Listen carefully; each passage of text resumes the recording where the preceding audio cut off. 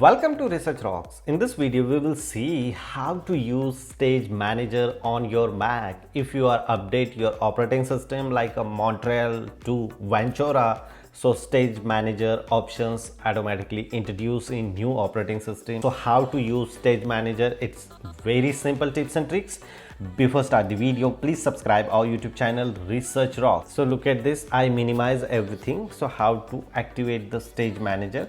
Simply click here in this particular system, and here Stage Manager options are available. You just simply activate this options, and now look at this, I just simply open this one, Sublime Text Editor, and then minimize. So boom, the Stage Manager are automatically come here. Again I open here Note application and then minimize.